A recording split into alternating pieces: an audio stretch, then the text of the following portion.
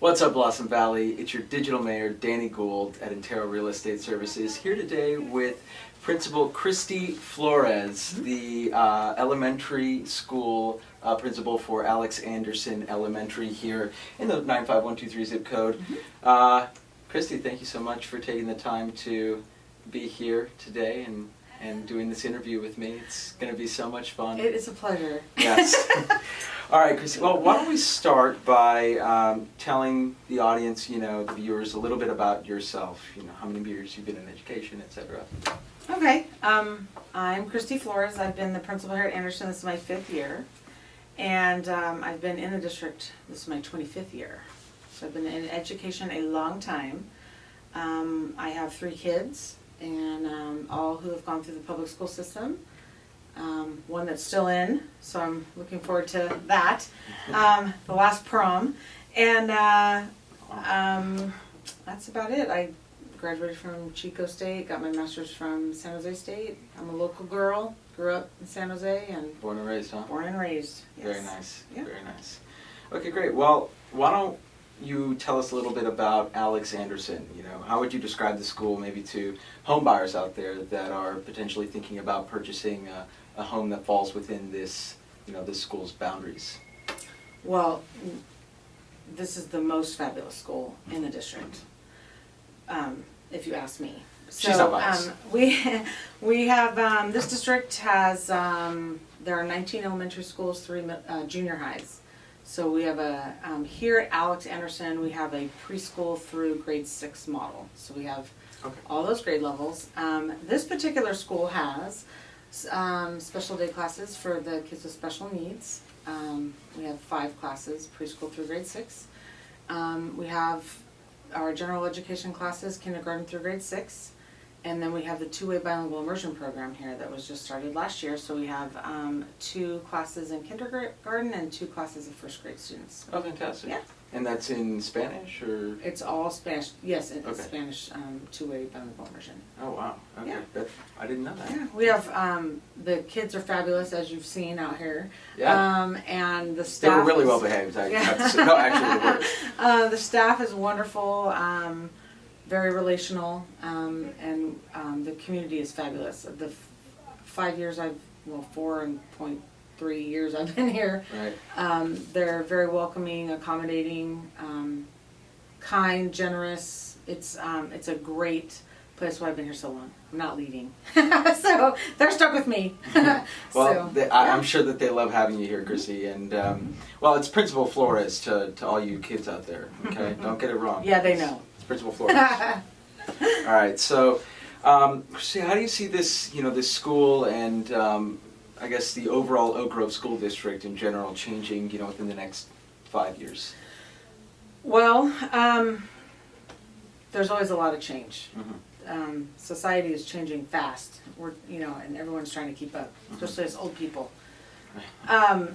So every year the district goes through a process for the LCAP funding where they survey all stakeholders, so community members, parents, students, staff, administrators, on where we are, what our goals are, what we want for our kids. So they develop a comprehensive plan that they share with all stakeholders, and then we work and we have goals set to meet our vision and our goals. So that said, it changes every year. Right. Always, parents want a safe environment for their kids. Kids want a safe environment. Staff wants a safe environment.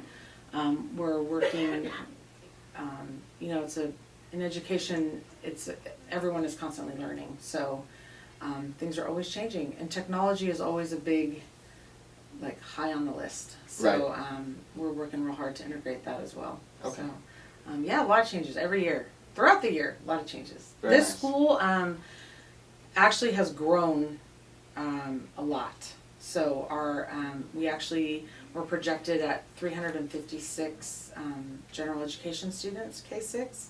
Oh, wow. And we were about 62 kids over projected enrollment when we started in the fall. So it's a great place to be. Everybody wants to be a bulldog. Right. We're the Anderson Bulldogs. The mascot's great, by the way. I like the little logo. Yeah. I was researching it the other day. Yeah. It's so funny that you mentioned, you know, the community and everything. I mean, there's just so much construction going on around here right now. Yes, I've had several flat tires. Yeah. Yeah.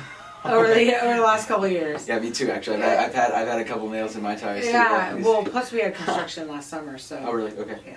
Yeah. So, okay, great. Christy, what are the top 3 goals? What are your personal, top 3 goals for this school? Well, our staff and students and some parents participated in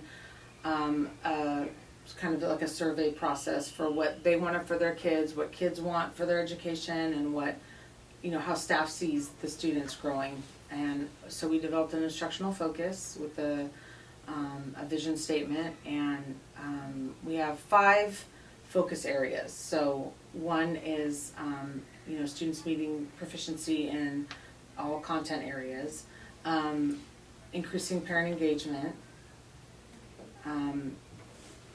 creating a safe environment for kids to thrive, and we do that through our, it's called PBIS.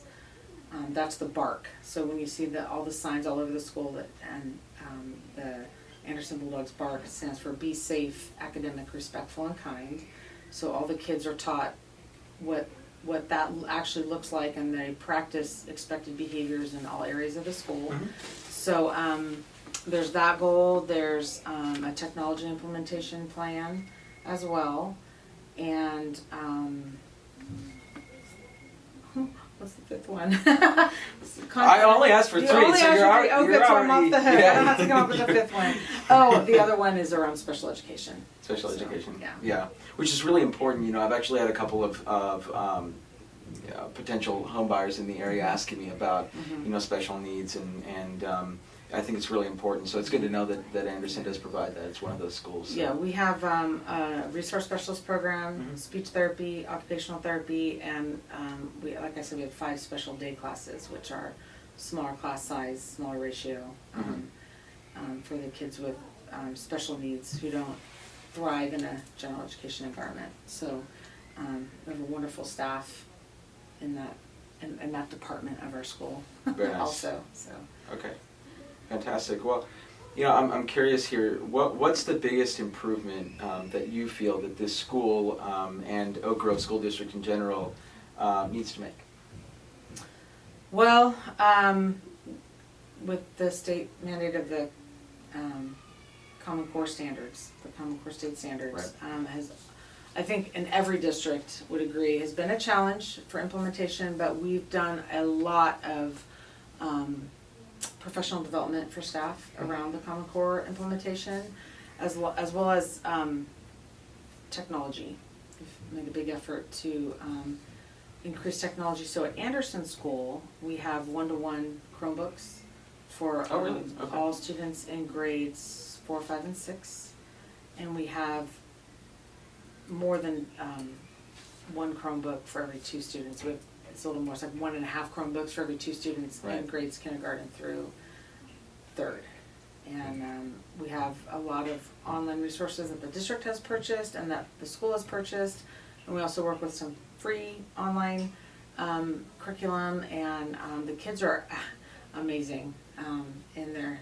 There's no fear there with the technology. So, totally, I know. It's crazy. We have Bring Your Own Devices Day in various classes where they learn how to print from their phone, or all kinds of things. They've learned coding. There's all kinds of wonderful things going on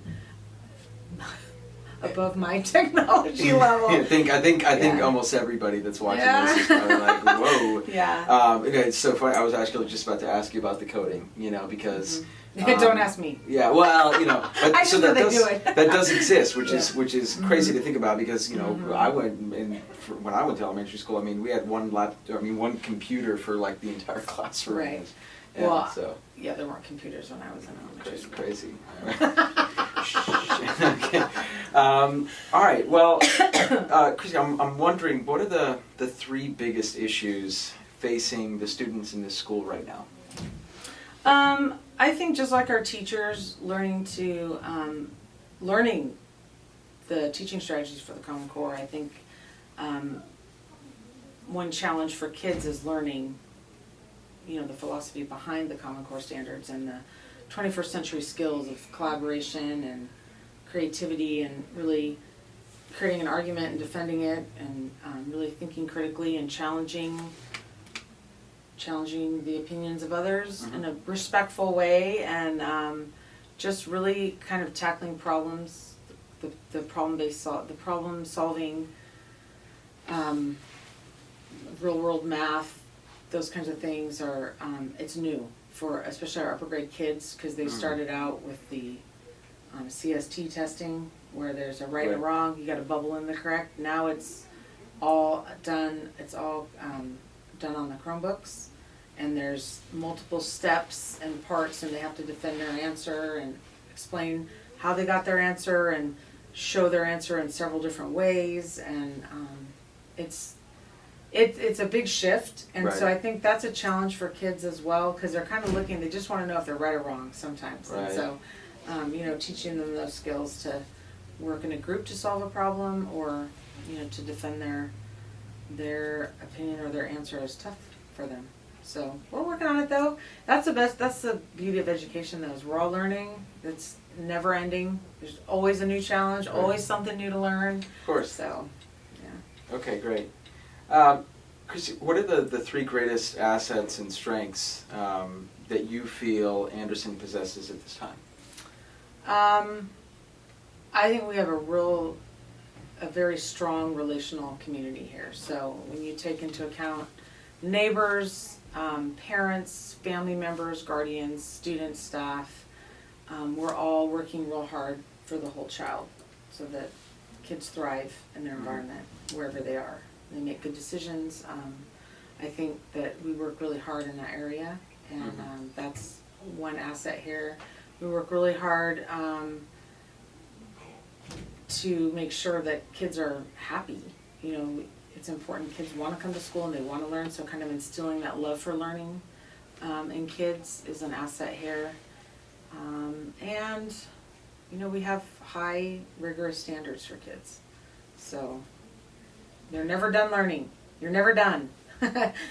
Even though you put your paper in the turn-in box, there's always more to do. So I think those are probably our three greatest strengths. Okay. Yeah. Okay. Very nice. How would you describe, Christy, at this point, the level of parent involvement in the activities, and I guess overall educational programs that are at the school? So, parent involvement is always hard.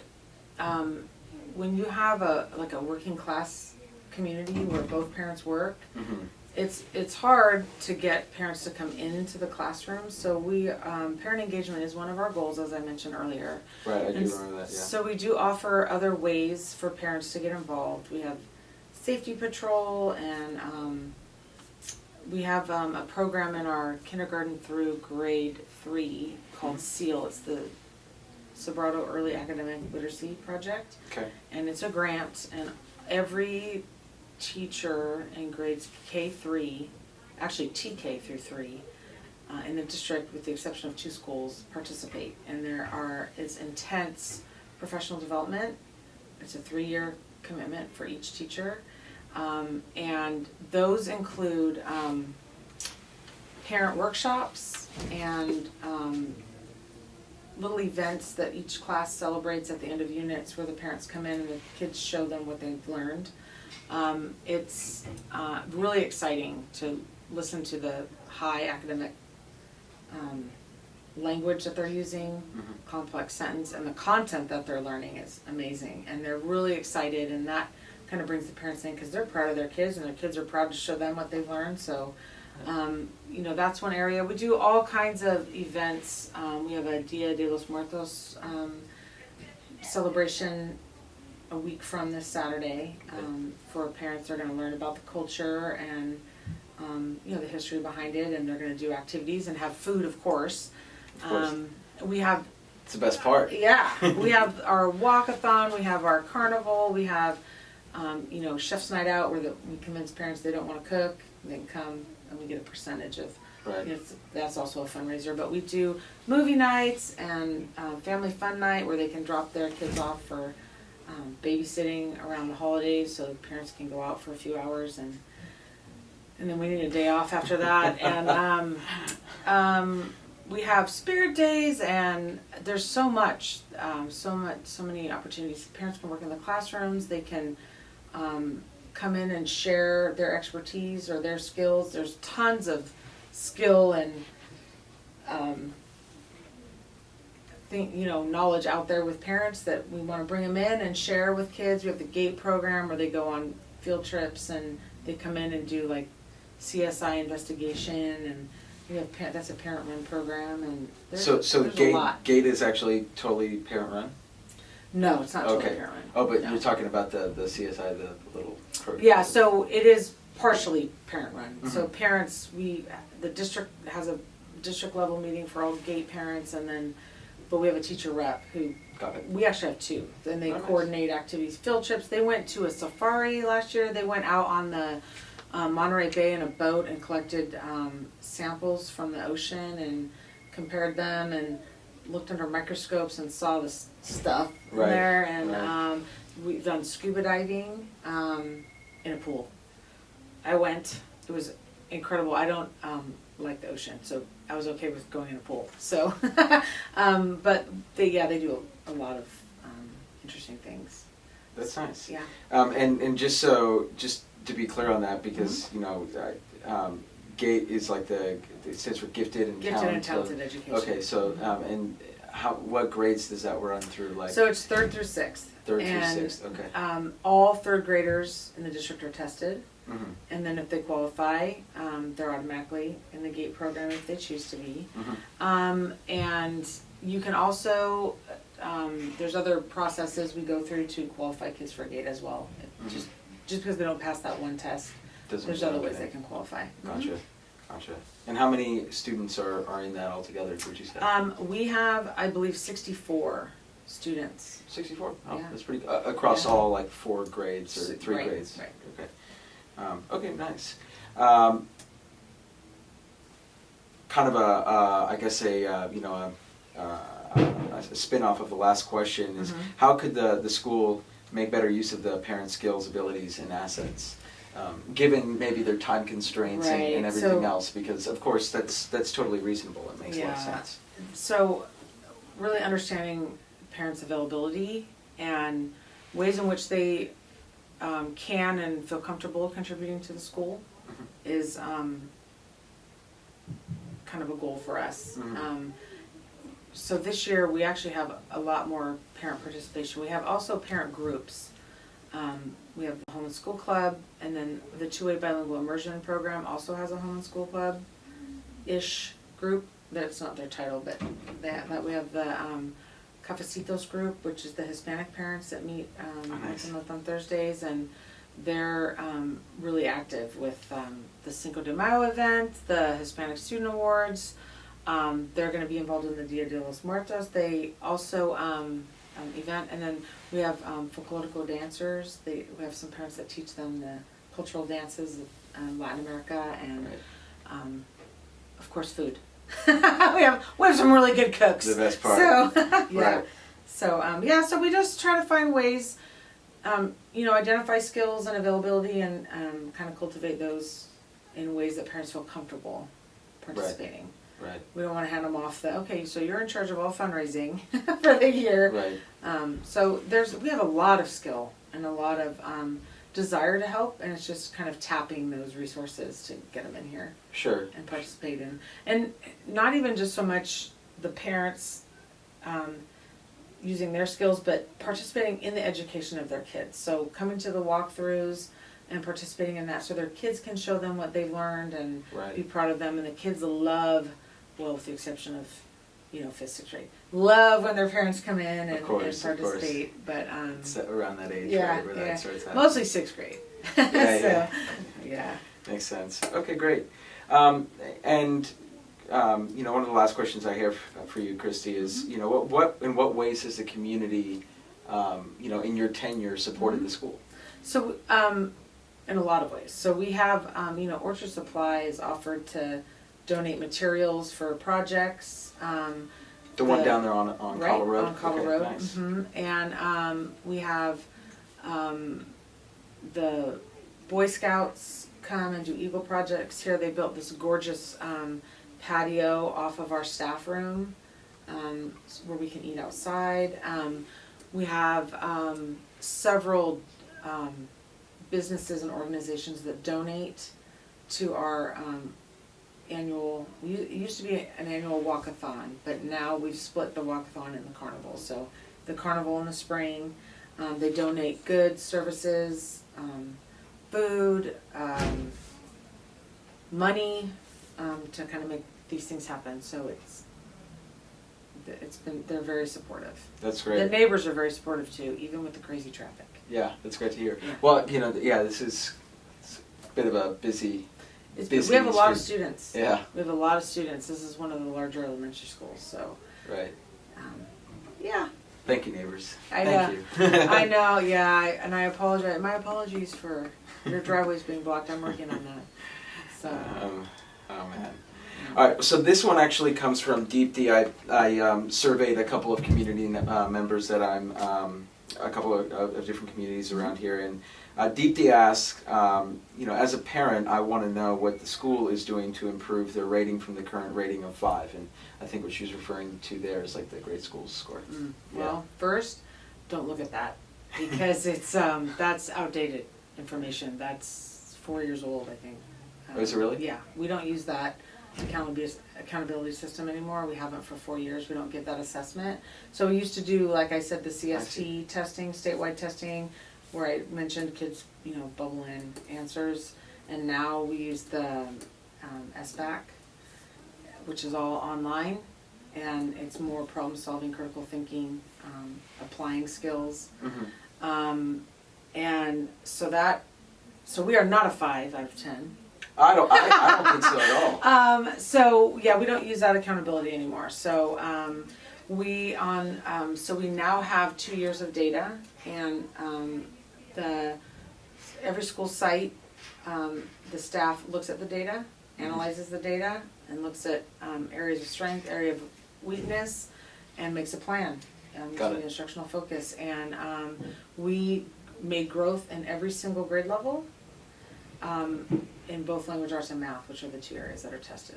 Oh, So wow. we are making growth. So, we still have a lot of work to do because not every kid's proficient, and that's our goal. Right. So, but we are making growth, and usually that growth is incremental. It's small every year, but as long as we continue to grow each year, I'm happy. Right, and what I've always said, Christy, is that the schools are a direct reflection of the community around it, right? And so I see Blossom Valley, and I see an area that's booming right now, right?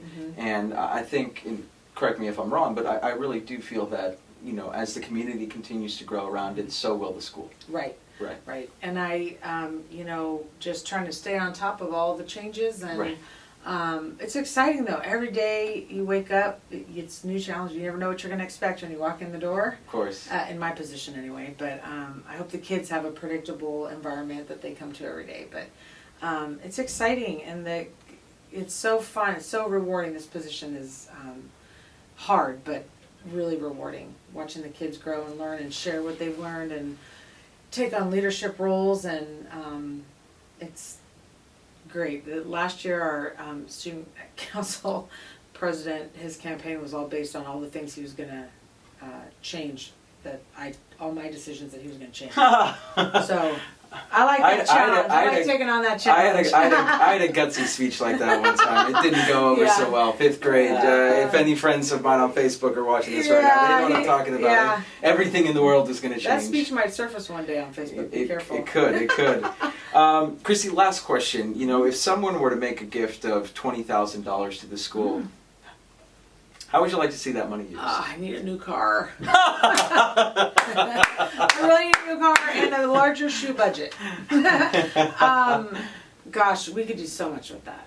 So much with that. We currently, our teachers, every teacher applies for a grant through the Silicon Valley Education Foundation for the arts. And we were awarded $5,000 this year for art classes. And so that's underway. And $20,000 would go a long way. Right. That's a lot of curriculum or resources or programs to bring in. I'd like to see, what I'd really like is one of the companies, I guess I shouldn't name them, but there are several companies out there that bring in coaches that work with the kids for, right now we're working with the earthquakes, the San Jose Earthquakes on the Get Fit program, which is nutrition and awareness and physical activity. And so that's targeted at our 3rd and 4th graders, and they're participating in that right now.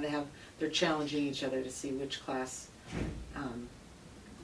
makes the most growth. And then we have, of course, the 5th grade PE testing, which is that sit-ups or curl-ups they call it, and push-ups and yeah, I don't participate in that, but our 5th graders do. And I would really love. We also have our Bulldog basketball team for 5th and 6th grade, and we compete against other elementary schools in the district. Oh, nice. Okay, that's so fantastic. fun, and that's I didn't know that sports are still alive. Great, yeah, it's a great motivator for kids. Also helps keep them in check in the classroom sometimes. And but I would really love to see one of the programs out there that are very costly come in with their coaches, and they teach PE games during recess time, and sportsmanship, and how to work together and to achieve a goal. And it's fun and it's physical and everybody gets to participate. Teaches them how to be good, good winners and good losers, and that's one area I would really like to see happen here. That's a need here, I would say, is that kind of thing. I mean, we have yard duties out there, but they don't know how to play. They don't know how to play flag football right, and and the kids say they don't really know the rules of basketball. And these ladies are looking at me like, yeah, we don't. So I think something in that would make school fun, motivating. Totally. And the kids would get a lot of benefit out of it. So. All right. Well, for all you tech millionaires out there. That's right. We could really use your help in that area. Yes. Any.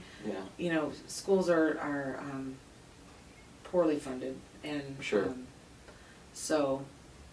That's no secret. Yeah, I know, and so we do a lot with what we have, and I can tell. I mean, I can just say that from coming in here and looking at it, it's such a beautiful school. It's a great community, and I kind of maybe not my office. So yeah, well, this is the rest of the school. It's not that bad. It's actually really nice in here.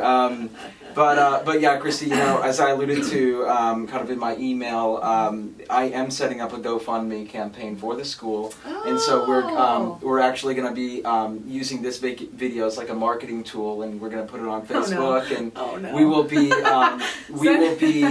funneling all of the traffic to the GoFundMe. We have a goal of $5,000. So I appreciate that. That's very generous. I really appreciate that. Yeah, so any field trips, things like that are not free. Some are, but the transportation is not. So the teachers are fabulous at finding free resources all the time, and so they we have a lot going on because of that. So we appreciate all the community efforts to support the school and the parents, and the kids are happy, most of them. We're excited to help. Yeah. We're excited to help, Christy. Great. Well, thank you so much for your time, Christy. It's been a pleasure.